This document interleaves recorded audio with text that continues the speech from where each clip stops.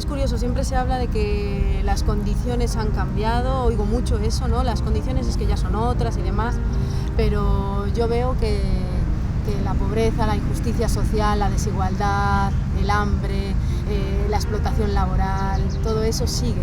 ¿Tanto ha cambiado la sociedad? Pues yo creo que ha cambiado, ¿no? Tiene nuevos sentidos, eso es innegable. El sistema capitalista se reinventa siempre y no es lo mismo los sentidos y los imaginarios de la gente en los 70 con lo que pasa ahora, pero en realidad la gente sigue teniendo poca posibilidad de alimentarse bien, de tener acceso a estudios de calidad, ¿no? A la salud. Entonces, salir de la pobreza es bien complicado para los que venimos de barrios populares, ¿no? Y yo lo he vivido, o sea, cuando pasó lo de mi viejo me fui a vivir a un barrio popular en donde no teníamos agua, luz, desagüe, ningún tipo de servicio básico, y desde ahí hemos medianamente salido adelante, ¿no? Entonces esa situación la hemos vivido en carne propia la gran mayoría de los que somos hijos. Entonces nuestra lucha por visibilizar en la historia, que es un componente, también es una lucha porque esa realidad que se vive diariamente cambie, ¿no? ¿Qué te hace a ti entrar en el colectivo Hijos, no? Bueno, yo pasé muchos años de silencio, ¿no? O sea, en el 93 pasa lo del asesinato de mi padre en plena dictadura de Fujimori, ¿no? El 17 de abril del 93 lo matan. Y a partir de ahí, bueno, se hace la denuncia, ¿no? Mi mamá denuncia, pero la familia, bueno, los perseguían, ¿no? Que es lo que ellos cuentan. Yo estaba muy chiquito, tenía 9 años, entonces, pues de hecho te da miedo, ¿no? Que te vayan a venir los militares o algo así. Entonces ellos le dicen, si ustedes quieren hacerlo, es una cuestión de ustedes, ¿no? Nosotros preferimos que todo quede ahí, que es lo que ellos han hecho hasta ahora, ¿no? Que para mí, o sea, no tengo ni por qué estar de acuerdo o en desacuerdo, ¿no? Es su opción de ellos. Pero mi mamá denunció, qué sé yo. Y recién hemos como retomado eso en el 2003, cuando sale la Comisión de la Verdad, ¿no?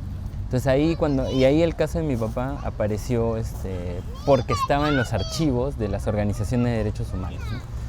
Entonces yo empiezo como que ahí empieza una nueva etapa, ¿no? O sea, digo, ya no es más hora de estar en silencio, ¿no? Ya no es más de callar, de que la gente no piense que mi papá es otra persona, qué sé yo. Y es hora de empezar a contar y a hacer cosas, ¿no? Entonces me empiezo, como que todo se fue concatenando y me reencuentro con los compañeros de mi papá, los visito en la cárcel, empiezo a conocer a sus hijos y a sus hijas, y había una comunidad de sentidos, ¿no? O sea, todos veníamos de esa época de silencio, de haber vivido medianamente ocultos, ¿no? Y eso fue lo inicial, ¿no? O sea, yo creo que lo que nos une inicialmente es esa necesidad de contar, ¿no? De no estar más en silencio. Y ya luego nosotros lo hemos politizado más, ¿no? Encontrándole mucho sentido a por qué contar, por qué es necesario que historias como las nuestras las conozca el país, como para desmitificar lo que la verdad oficial ha querido imponer desde que se instauró la dictadura, ¿no? Entonces creo que ya luego le hemos encontrado mucho más sentidos, pero inicialmente sí fue esa necesidad de contar y de sentirte como parte de un colectivo que no te iba a rechazar, que no te iba a estigmatizar, que no te iba a cuestionar la historia de la que venía, ¿no? Entonces eso fue por allá en el 2004 que empecé a encontrarme con todos ellos, 2005, y el 2006 viajé a Cuba, ¿no? Y ahí nos encontramos y fue otra experiencia, ¿no? Porque en Cuba pues tu historia no era estigmatizada, era revalorada, a la gente le parecía interesante conocer de quiénes habían sido tus padres, cuál había sido su lucha, ¿no? Y otra valoración distinta de la acción guerrillera, ¿no? En este país el guerrillero es igual a terrorista y entonces está estigmatizado, ¿no? Entonces eso, y como te digo, ya en el camino hemos ido politizando, formándonos, leyendo mucho sobre derechos humanos, leyendo el informe de la Comisión de la Verdad, cuestionándolo, estando de acuerdo en muchas cosas o entendiendo el contexto, cuestionando nuestra propia historia, ¿no? O sea, cuestionando lo que hicieron nuestros padres, porque también es nuestro derecho estar o no en desacuerdo, pero tener una postura frente a lo que ellos hicieron, ¿no? Sin perder la valoración que tenemos sobre ellos, ¿no? O sea, creo que eso, como lo he escrito en algún texto, o sea, puedo tener una visión crítica sobre mi papá y su accionar en esos años, pero igual siempre voy a valorar su compromiso y su entrega porque las cosas cambian, ¿no? O sea, creo que ahora los métodos son distintos, habría que leer lo que él decidió en su contexto, ¿no? O sea, leer el pasado con los ojos del presente te limita mucho para entender por qué la gente decidió hacer lo que decidió hacer en ese momento, ¿no? Entonces eso es una de las tareas a las cuales estamos abocados, ¿no? En un contexto harto difícil en Perú, y en América Latina con la derechización en ciernes, ¿no? O sea, entonces, pero bueno, ahí estamos, es el compromiso que hemos asumido, ¿no? Y nos pasan cosas, pero seguimos, ¿no? Se insiste y los medios os quieren debilitar por ahí. ¿Y lo han conseguido? No creo que no, o sea, nosotros seguimos, no creo que nos hayan debilitado para nada, más bien nos han dado ímpetus para reelaborar nuestros discursos y cómo hacer llegar nuestro mensaje. Todo lo que ha pasado en la campaña, de todos los reportajes y el ensañamiento y los miedos que le han querido meter a la sociedad por nuestro legítimo derecho a hacer participación política, ¿no? Que es legítimo el derecho, nosotros no tenemos nada, ninguna culpa, ninguna sentencia, ninguna acción, nada que nos puedan imputar, ¿no? Entonces tengo el derecho de hacer política. Y todo lo que le han querido generar a la sociedad, nosotros nos ha hecho reevaluarnos, ¿no? O sea, porque nosotros construimos nuestro discurso en diálogo con las memorias de otros países, de otras historias y en un contexto como el de Cuba.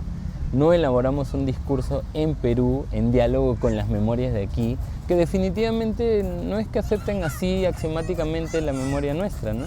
Porque pues mucha gente recuerda las cosas que hicieron nuestros familiares y les asustan y es válido, ¿no? O sea, lo que nosotros invocamos no es a que necesariamente cambies todo, sino a que nos permitan hacer un diálogo con ellos y contar otra historia que ellos no conocen, ¿no? Entonces, nosotros hemos intentado, tuvimos una actividad en diciembre y sentamos a un hijo de Sendero, a organizaciones de derechos humanos, a hijos de un compañero, Rimac Captcha, que lo asesinaron en Cerro de Pasco, ¿no? Porque ese es nuestro objetivo, ¿no? Sentar diversas memorias y tratar de ponerlas en diálogo, ¿no?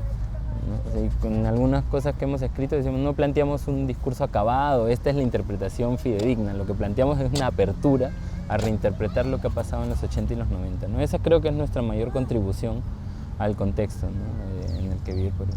Normalmente en América Latina todas las guerrillas que han optado por la lucha armada se las sigue llamando guerrillas, y yo creo que no se las llama terroristas. En Perú es diferente. ¿Por qué al movimiento revolucionario Tupac Amaru se le sigue tildando de terrorista y no de guerrillero? Mira, ahí hay una complejidad bien fuerte, ¿no? Primero porque la CBR sí pone en lo que escribe que el MRTA es una experiencia similar a las guerrillas de América Latina, ¿no? Una experiencia gabarista, y bueno, le reconocen que tuvo actos terroristas, pero no una política sistemática de aniquilamiento, no sé qué, y están ahí escritos, ¿no? Incluso le dicen que ellos son responsables del 1.6-7% de las muertes, a diferencia de Sendero y del Estado, ¿no? Pero esa simple brecha de establecer diferencias entre el accionar del MRTA y Sendero y el mismo Estado, abriría una brecha en la verdad oficial que han construido, ¿no?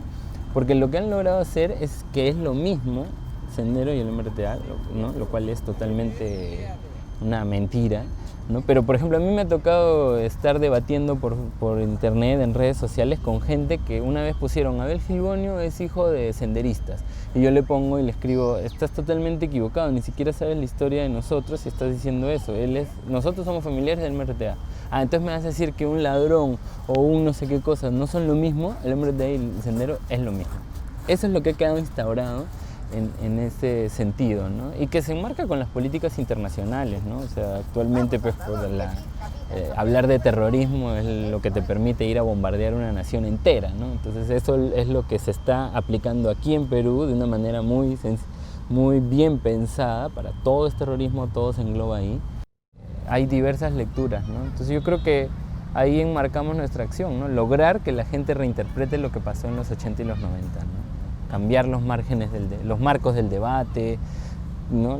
Y lo otro que iba a decir en esto de la posibilidad de usar terrorismo es que hay una búsqueda de silenciar la historia del MRTA, ¿no?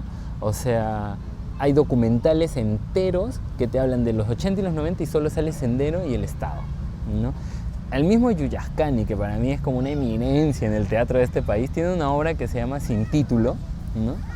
Y que toca la guerra con Chile, el conflicto, un poco del presente, una serie de cosas, y no habla del MRTA en ningún momento de la obra, no lo menciona. Entonces, ¿por qué? Y ahí es donde nosotros nos cuestionamos, ¿por qué se quiere silenciar la historia del MRTA, ¿no? Y para mí, con todos los errores y cagadas que cometieron mis propios familiares en este tema, eran distintos, ¿no? Eran totalmente distintos, tenían una concepción política de la lucha armada y que no iban a atentar contra la sociedad civil, respetaban los convenios de Ginebra y todo lo que se ha inventado en este mundo para tener una guerra medianamente justa, ¿no? Entonces, y con una apuesta de poder político importante, ¿no? Entonces hay una búsqueda y si no logran silenciarlo se va a resquebrajar la verdad oficial. Para mí sí, en algún momento se va a leer la historia del país, del conflicto y en específico la del MRTA y de mis familiares de otra forma. Va a haber una apertura y claro, no nos vamos a esperar sentados, no vamos a luchar porque eso cambie, ¿no? ¿Qué es para ti la dignidad?